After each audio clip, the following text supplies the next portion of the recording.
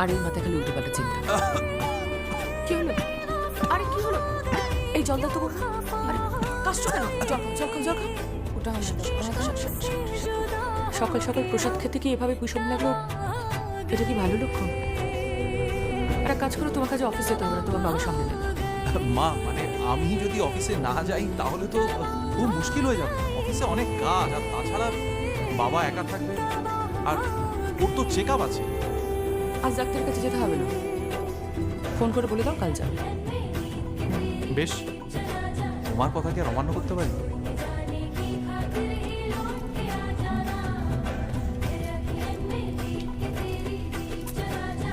যত দিন যাচ্ছে না, তোমার মা বাড়িতে থেকে থেকে কিরকম কুসংস্কারগ্রস্ত হয়ে যাচ্ছে। এইসব কেউ মানে নাকি আজকের দিনে?